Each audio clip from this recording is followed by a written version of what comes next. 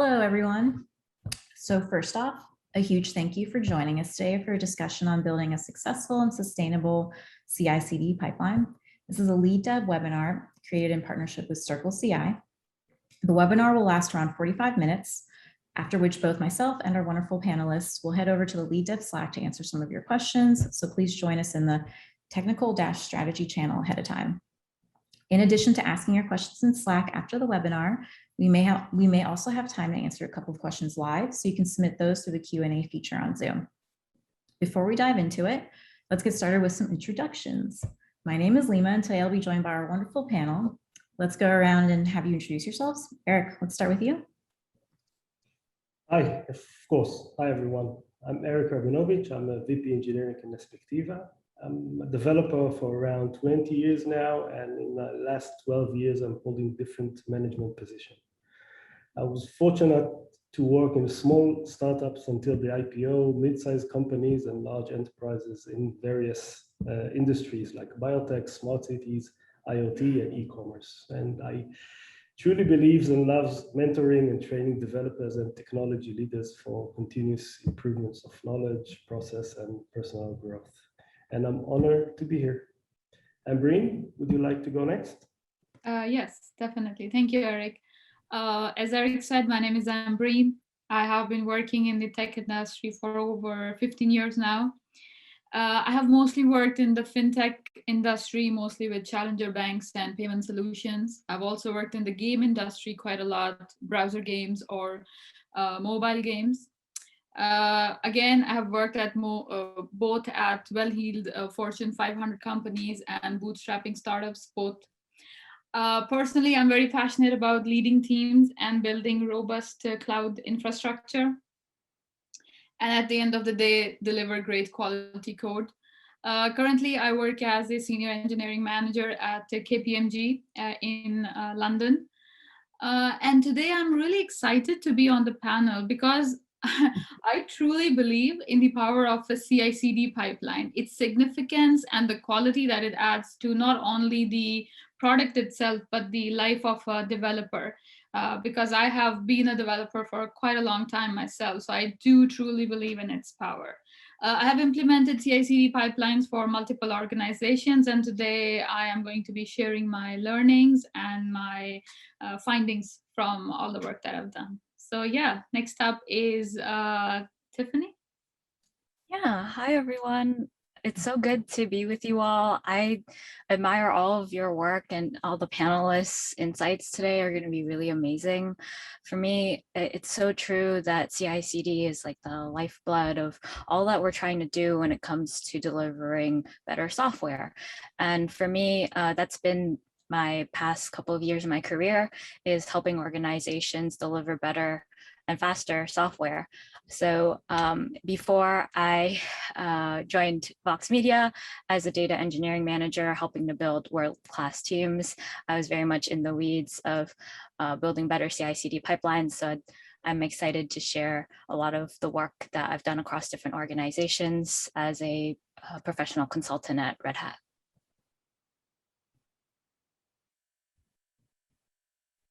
Guess I'm last. Yeah, you're next.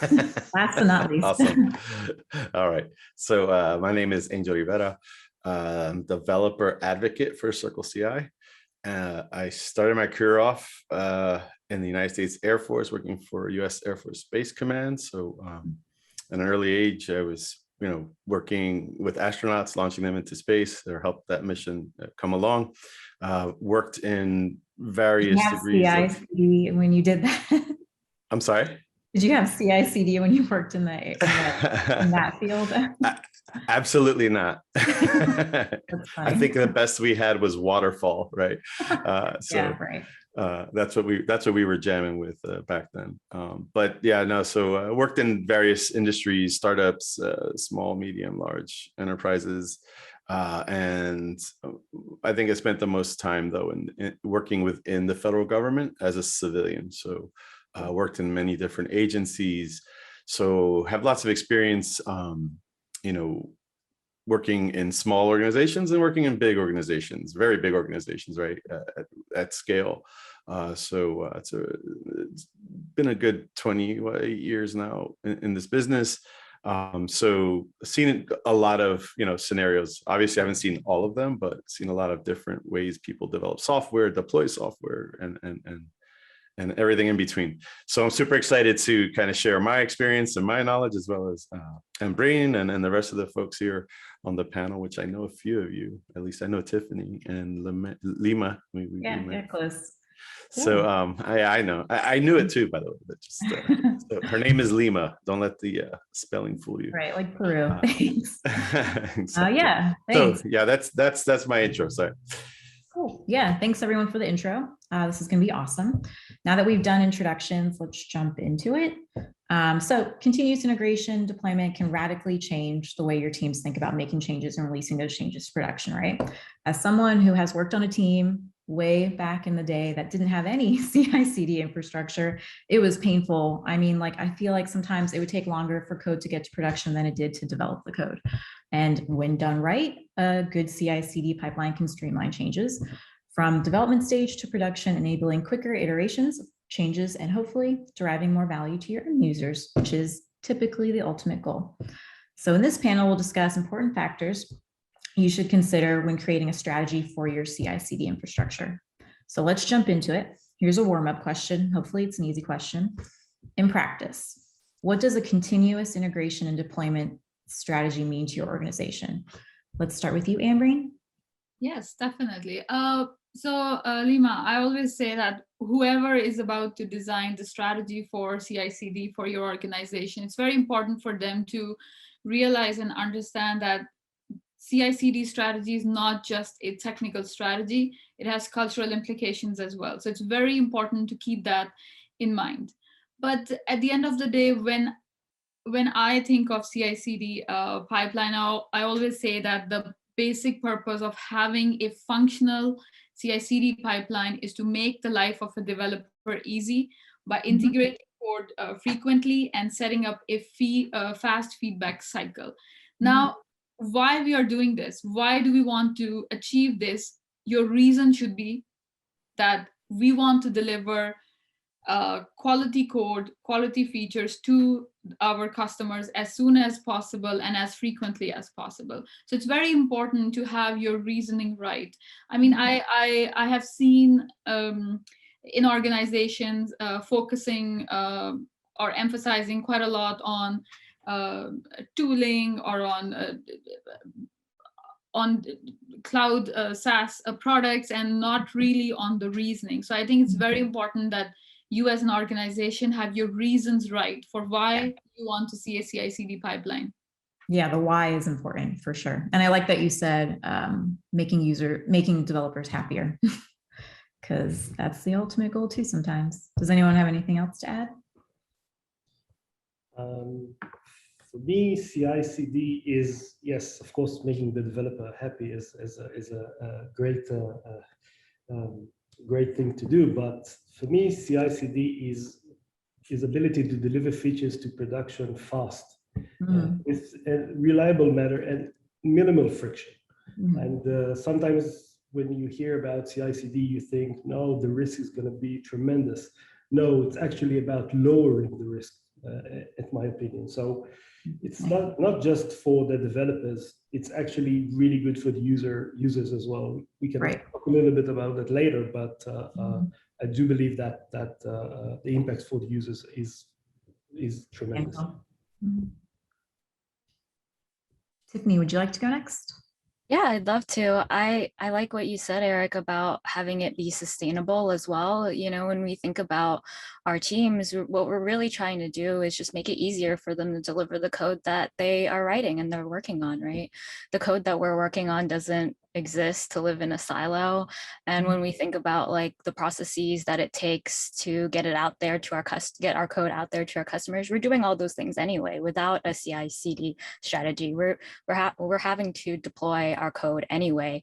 And so I see a strategy around CI/CD really making that process smoother for the entire organization, right? It's like, how do we make it repeatable? How do we make security embedded into our processes for delivery? How do we make it sustainable as well. So I love that, Breen and Eric, you mentioned those two things, because it is important to look at our teams and think about, well, what's going on here and how can we actually help?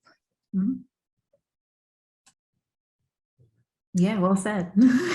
Angel, what do you think? Yeah, so I mean, I work for a CI/CD continuous delivery platform company. Yeah. So obviously I have some passion for it, but I believe that CI/CD or continuous delivery is everything, right? Like moving forward today, if you are still doing things manually, like all the things manually, Mhm. and I'm afraid to say that it's not going to last. Your teams are not going to be very happy. Yeah. Your Good company people will probably leave. won't last, right? Right. Because moving forward, it's just the industry is just going that way. Mhm. Your competitors are implementing it, and they're developing their software and features faster than you are. So Well said. and again, the human aspect, which covers, I guess, developers, operations, the human element to your release processes are also going to be much better off in the long run, implementing some sort of continuous delivery, continuous integration. I like that you said your competitors Process. are deploying features faster than you are. They That's will be if they're point. not already. Yeah, no Yeah. one wants to be behind. Yeah, so thanks. So let's get into our next question. Now that we set a baseline understanding, what are some common misconceptions?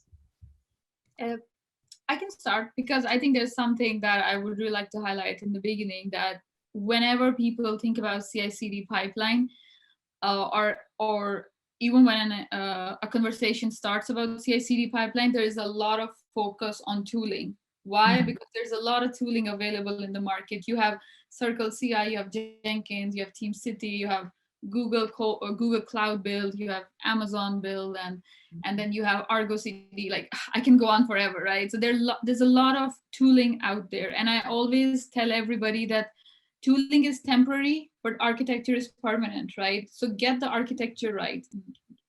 Find out what is it that you want your CI/CD pipeline to do, from building the code to testing the code to visualizing what is happening in the production environment. So get your architecture right. Tooling comes afterwards. Don't focus too much on Jenkins configuration or GitHub actions. So I think that's something I always tell everybody, and it's something that we should all consciously try to stay away from, because it's like a hole that you can drop into. I can add a little bit to that too. So, as a developer advocate, I speak to tons of people out in the industry, right? Developers, operators, whatever you have it, that are implementing or going to implement or having troubles with continuous delivery platforms, right? And then when I dig a little deeper and peel back that onion, asking them questions like, okay, so what is your continuous integration process look like conceptually, not anything, divorce yourself from the tooling. What does that look like?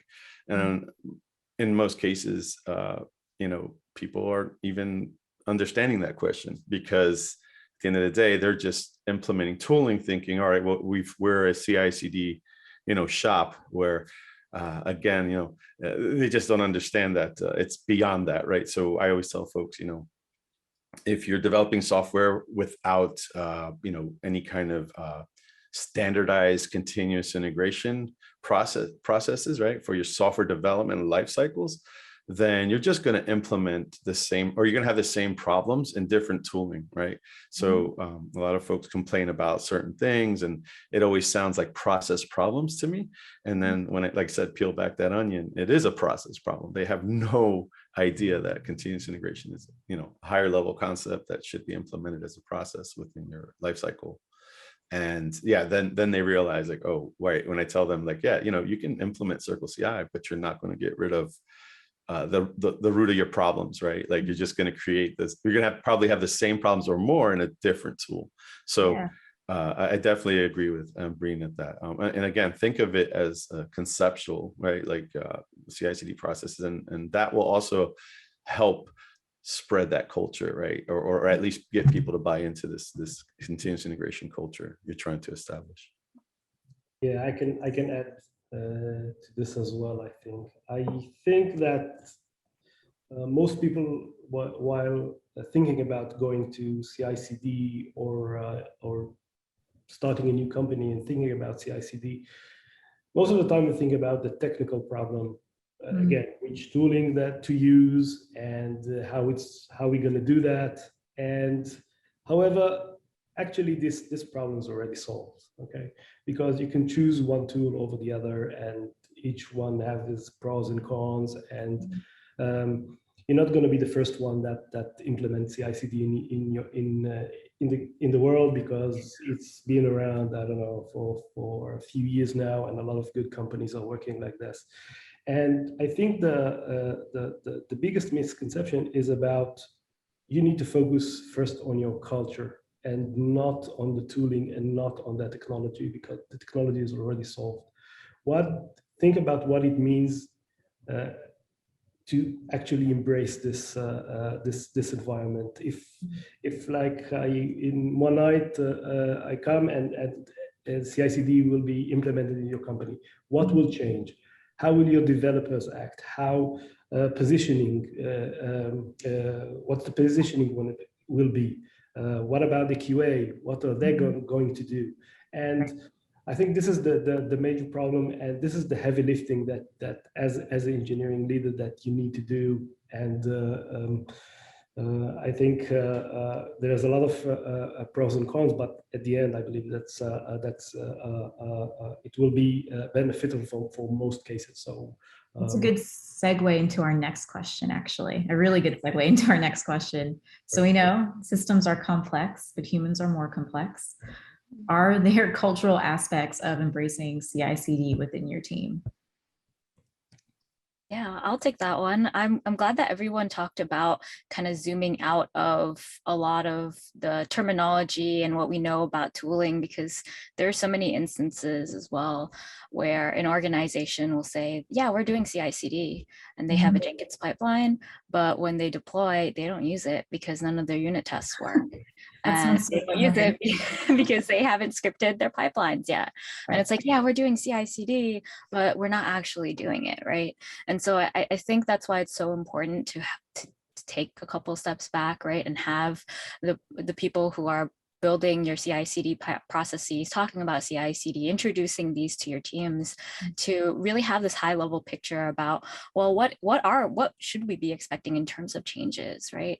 What are some ways that we can actually improve on our delivery metrics and reduce, like, for example, change failures, right? Oh, what happens now that we actually use our tests and they work and they help catch bugs before things go out into production? So I think those are like some of the really key conceptual aspects around building like a culture around CI/CD, is first of all, being able to sometimes throw away the terminology. Like, people say CI/CD is full CI, or just CI is CI/CD, or just CD is CI/CD. It's, you know, it's not one without the other. And sometimes we have to get rid of all that terminology before we can actually understand as an organization and as a team what this is actually going to mean. Right. Yeah. Go ahead. To add to that, I think Tiffany has raised some really good points, but I will say that it's also the whole communication within the team. I think if you have a visual CI/CD pipeline in place, it really brings the team together, because there's a lot of potential around potential for gamification around CI/CD pipelines as well. You know, you can always add a cheerful noise when your code actually gets deployed to production, and we have done that. It really brings the team together. You know, if you're looking at this screen where everything is going green and finally, boom, your code gets deployed to production, it really brings everything together and adds that sense of, you know, team building as well. Yeah, definitely. I would be curious how, because humans get attached to process, right? What happens how do we change the culture when we had one process before for deploying, and we're attached to that process, and then all of a sudden we have this beautiful CI/CD infrastructure? What happens to the team? Like, is it chaos? How do we handle that, you know? So one of the things I noticed, or a pattern I noticed in regards to what you're talking about, is I think the first, again, going back to the human element, right? Anytime you introduce change, right, Mhm. we're human, we're like, oh, what does this mean, right? We're starting to think like 20 steps ahead into the future Yeah. about the impact of these changes, rather than, taking a pause and then understanding what that means, right? For efficiency and, helping get things done quicker or better, consistently, right? More reliably. Once you get past that, I believe most people understand that they're not going to lose their job, right? I was hoping you were going to say that. So thank you for saying that. It's not, as a QA person is not going to be unemployed. Right. Right. And if that happens to you, then you don't belong in that company, right? Go find somewhere. There's plenty of other places. Okay. But, get that fear out of your head. No one's, or at least in most cases, no one's going after your job with automation. But what I tell people is, think of the other skills, right, that you bring to the table and help that mission along, or that process along, right? So I would look at it as okay, so how can I add value to this new way of deploying or releasing software? And try to stay away from the cynical, and paranoia that comes along with it. And by the way, we're human, right? Like it happens to me too, but I can quickly switch gears and look at it from a different angle. But that's kind of my advice for folks like that. No, that's great advice. Like in general, going into things, how can I help or how can I make it better? It's really good advice. I'd also like to add one point, just we move ahead, is that, people, because like we were talking about, like we're humans, humans believe what they see. So strategies that have really worked for me, at least in the recent times, is like, you always have few brave people in the team who are willing to accept that change. So take them forward, make them accept the change, and slowly and slowly bring the rest of the team along as well. Because it's like when people are reluctant to change, you have to show it to them. You have to prove it to them that the new process will work for you. To show it's credible. Yeah.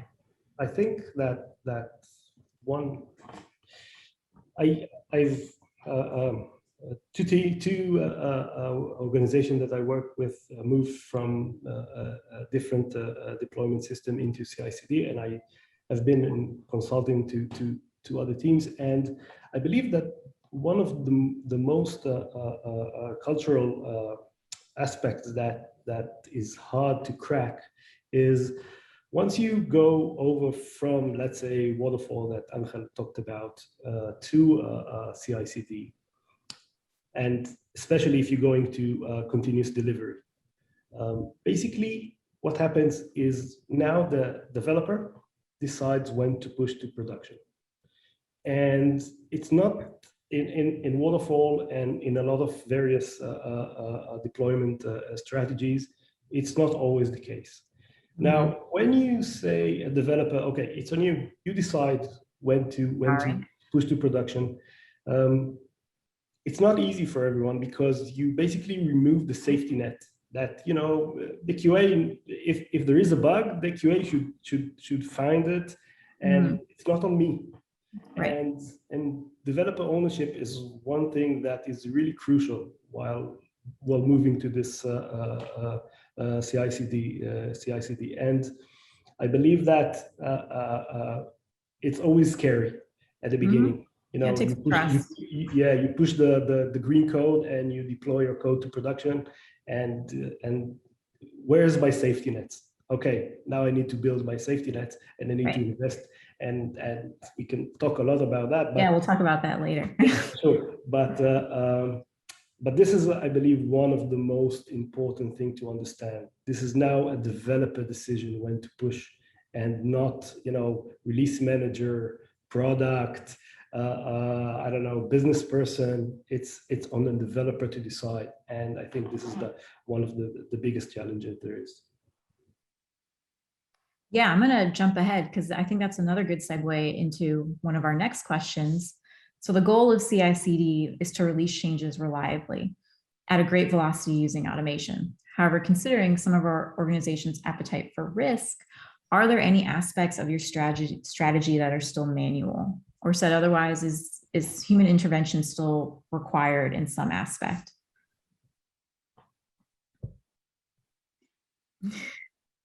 Okay, I can start. I think, especially in the beginning of your journey towards CI/CD pipeline, when you have millions of customers or users relying on your changes, I do believe that there is a fear of, especially when it comes to continuous delivery, Yeah. of deploying automated to the prod environment, and I believe that fear is absolutely justifiable. I mean, if it's a bank and if money is involved, no one wants to take that risk.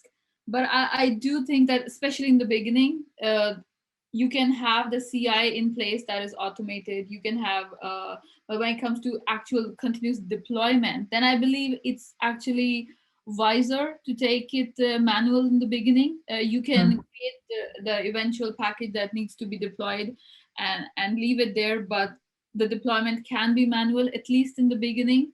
Then I think another aspect is, again, it boils down to the culture aspect, that if you have the culture of writing the right test cases, that really takes away this fear of automated deployment and removes this need from reliance on to the manual deployment strategy. So yes, I will say that the actual final step of the deployment part, that is definitely manual in most of the places that I have worked with, but that comes with time and experience, and it really takes a lot of patience and hard work to reach that nice sweet level of continuous deployment.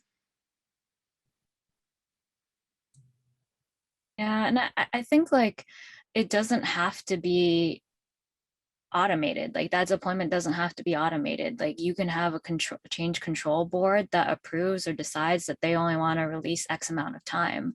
But as long as you have like a CI or some type of integration process or some type of just automation around your development, it becomes easier to slowly but surely build towards that release that you want to make. And you can do you can integrate testing and all the confidence building steps along the way.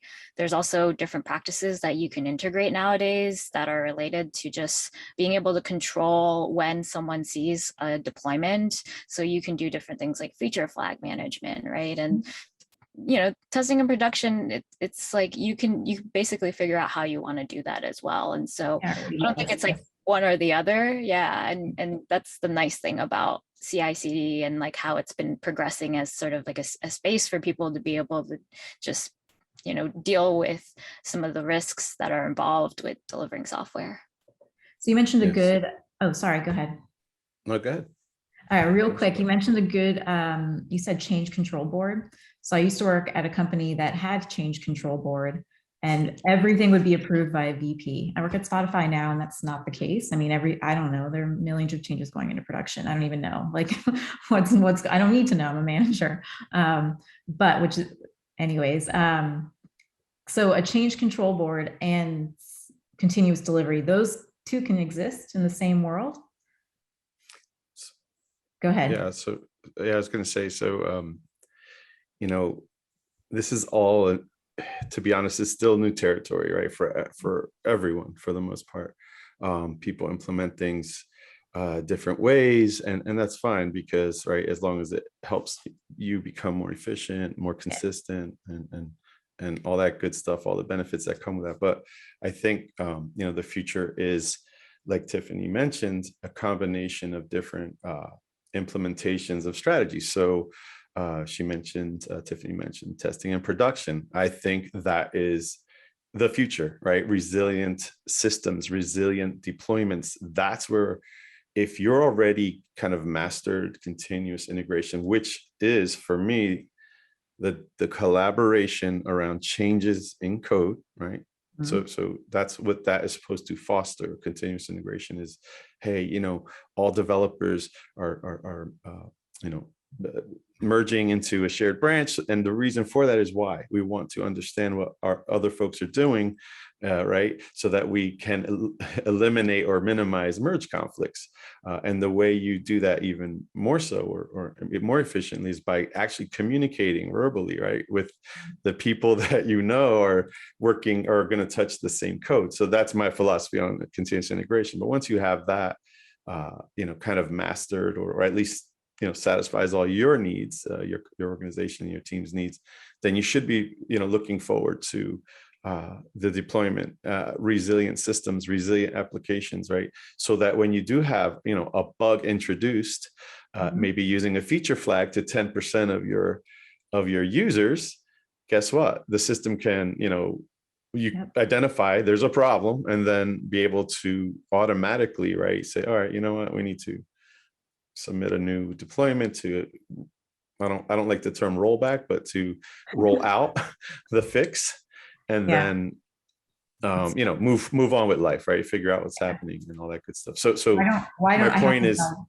go ahead. Keep an eye on like resilient systems, right? And the post deployment operations. And then also the final thing I'll say here is,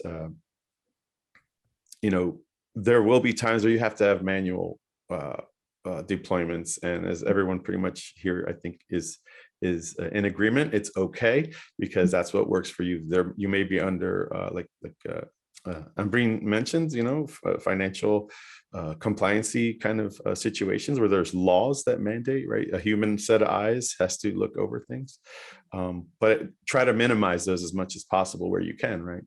And that would be my advice to folks in that situation.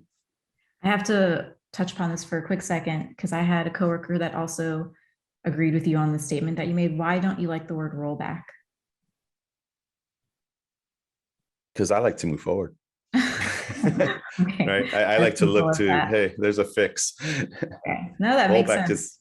Feels icky. I must agree with Angel. On the first company that we implemented the CI/CD, we invested a lot of time in actually making rollback easy and fast. Mm-hmm. And what actually happened is basically fixing the bug and push the fix into production it's much easier than anything else. So not roll back, like roll forward. This is what we mostly did. So I definitely agree with Angel on that. I'll give you a little bit more candy with that though. So yeah, just like Eric said, right? I think it takes, you invest more time in rolling something back and then, okay, it's, the state of your services are back to the, what they were before you had some issues. But then you don't really understand, right? So if you do feature flag, 10% of those people are operating on that broken software, you can understand, you can see it in real time what's happening, and you're only impacting, right, a small amount of your user base. Now, 10% is a lot in some user bases, but you can do the math and live with a 1%. Risk that so you can pick a number that you're comfortable with, right? The risk that you're comfortable with. Mm-hmm. But at the end of the day, you're not going to know exactly what's happening unless it's actually happening, right? So I mean, you can go and look at stack traces and logs and try to recreate this thing, but at the end of the day, watching it in real time is the most valuable, right? Because you're going to see the user's behaviors. And no, definitely. No, I like that. You'll be able to fix that much faster, in my experience. And it feels better. Like when you roll back, then you're like, damn, I rolled back. I mean, don't get me wrong. You may have to, right? Right. The whole purpose of building this pipeline is to deploy faster, right? So that's why it fits well with this topic. Because rolling backward is like going against the grain. It's just going to be more difficult. So well said. All right, I'm going to jump ahead a little bit. Okay, so we know that there are gains from a cultural perspective for your team. What is the biggest from adopting a CI/CD pipeline or infrastructure? What is the biggest gain for your users? This is obvious, but let's just touch upon it.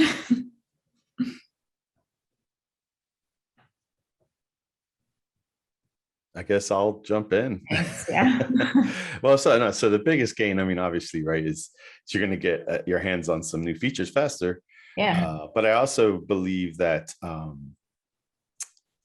for the users, you're just getting a consistent, reliable, right, piece of code. So if the company or the teams that are releasing this software is implementing specific practices and processes in a efficient, and I want to say I hate the word best practice, but something that the industry kind of agrees on, processes and patterns we agree on, and they're implementing them. Good habits. Then you're going to have, again, access to things faster, features and software faster. You're also going to build a higher confidence level, right, within your user base. So not only are they getting their things faster, that's awesome, but you also know, like, oh, this is quality code, right? This is quality stuff coming out, and it's consistently coming out. So now you have that, it's reliable. I think those are, for me, as a user, those are the things that I look for, right? Okay, so they're updating every day, but what's that value, right? So what am I getting in these releases? So a changelog would probably be. That's like what I was going to say is that reminds me, like I used to integrate with another team. They had provided a service, and they had these like big releases like once a month, and we'd always be like, oh man, like what are we going to get hit with? What are we going to have to, like, what's not going to be backwards compatible? Because these changes were they weren't often, and they always made us nervous. But if you're constantly deploying, you don't get that. You're just like they're just always making changes, And I think. Do you think? Oh, sorry, go ahead. Okay. I think as well, from a user standpoint, is like any of the organizations that have like had a data breach or had compromised code, like we as an industry, or as a user base, we always remember that. We remember SolarWinds, we remember Equifax because of the impacts that it had on us. That software has an impact on users, right? And I think like that's one of the things that is really hard to come back from, is like, once that happens, like as an organization, how do you come back from that? How do you regain people's trust, users' trust, right? And sometimes the answer is you never do. And so that's also another aspect that I'll add to this conversation, is just like, if you don't have a CI/CD process that is thinking about, well, how can I kind of govern access to my code base? How can I ensure that my code is as secure as possible? Then you're not going to be able to have that kind of long-lasting impact that you may want to have with your users. I agree with Tiffany. I'll add two more things that is the users benefits from. The first one is it's not just new features coming all the time. It's also fixes. It's unbelievable to see a user experience to say, I have something, I don't know, something is not working, and after an hour it's working. And you can see, it's always fun to read, the emails and the comments to say, unbelievable how fast it got fixed, and this is great. So this is the first one I wanted to add. And the second one is, I believe that, let's say you were in a company that they were deploying once a month, you used a product that once a month. How fast can they really do lean startup practices and MVP if they only deploy once a month? Right. Okay. How can they learn fast and improve their product and see what's learning and measure if they do once a month? They have in 1 year, they have 12 opportunities to do that. And instead of learning from the actual data that the users are creating, you can sit in a room and everyone has a hypothesis on what to do. The ability to deploy something, test it really fast, change and deploy again, and then make the right thing for your user is crucial. And once you really deploy so many times, and it becomes like trivial for you. And as you say in Spotify, you deploy a lot of times a day, and here as well. So basically ability to improve the product as the user wanted, and actually looking at the data and learn from it is crucial. Huge. Yeah, so we have only a few more minutes left. I'm going to jump ahead to our last question. So for our closing question, what are your thoughts on the evolution of CI/CD? Adoption, implementation, execution, what do you think? I can start on this one because I think the true CI/CD journey kind of started in around 2010, and I do believe we have come a long way, especially in terms of tooling. The abundance of tooling, or the new tooling that has come in the last 4 or 5 years, it's amazing. I mean, some of the features that GitHub Actions are coming out with it's pretty insane. So the evolution has happened at a very fast pace, but I will say that we still have a long way to go. In terms of legacy code, there's a long way to go. I mean, it's almost impossible. The kind of position those legacy code is in, it's very hard to have a CI/CD process for them in place. But I'll say in general, still there's a lot of work that needs to be done in terms of having these pipelines in place. The reason why I say this is because, yeah, every company, every organization have their own journey, but coming back to the same point, we're still kind of very much stuck in when it comes to these pipelines, just setting up a Jenkins server and setting up a pipeline and referring to it as a pipeline. So I think there's still the evolution is happening at a fast pace, but there's still some way to go before we can say that, yeah, we are there where we wanted to be.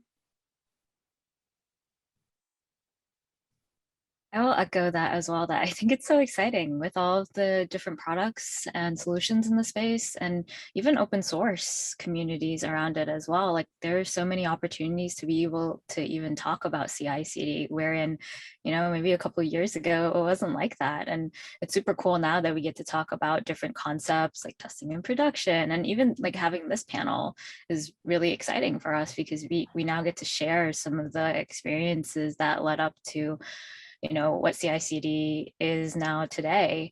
And at a certain point, like, CI/CD will become a lot easier given that. And from my perspective, it's exciting because of that. It's like we see so many more conference events, sessions, conversations around this. Like, we're only going to get a lot better.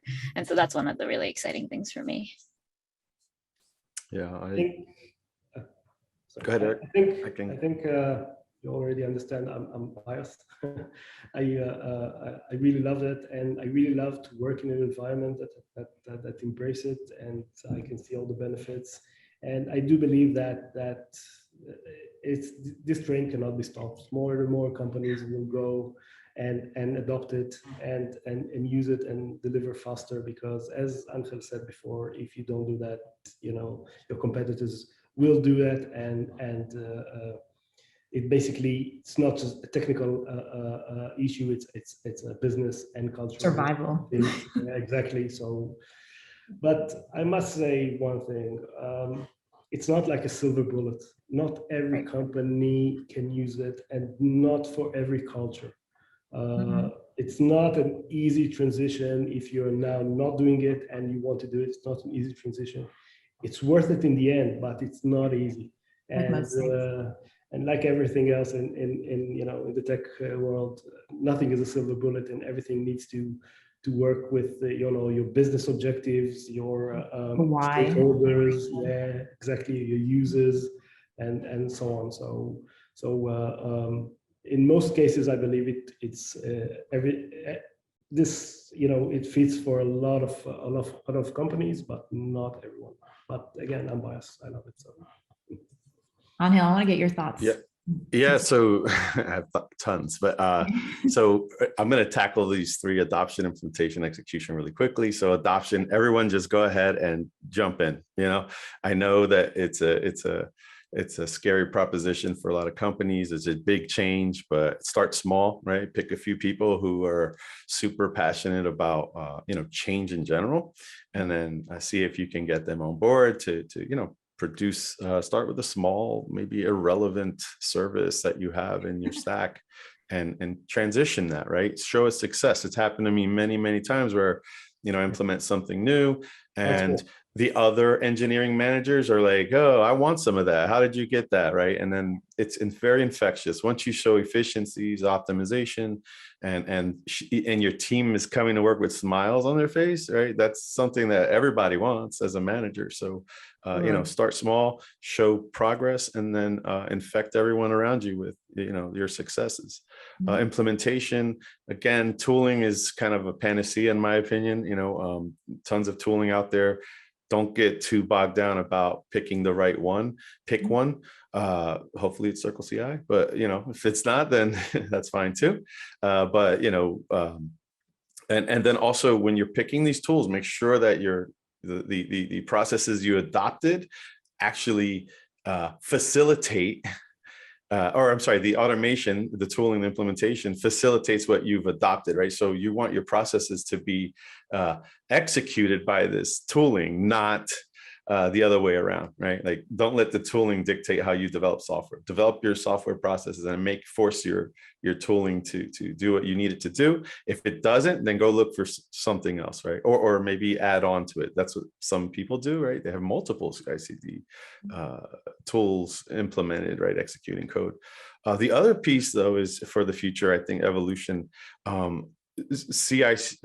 continuous delivery platforms are here to stay, right? Like, and continuous delivery concepts, it's not going to go anywhere. It's actually going to become mission critical. I have a unique perspective because I work for a cloud, right, infrastructure, for a continuous delivery infrastructure. So we see how people are building code, right? We're not necessarily interested in the code that they're running, looking at every line of code, but we know what they're running and we know how they're running it. And we know if they're testing, right? We know if they're deploying.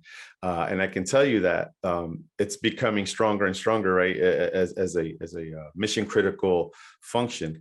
If when Circle CI experiences an outage, which is very, very rare or very, few, we hear about it, and it costs a lot of people money. So think of it as like dollars.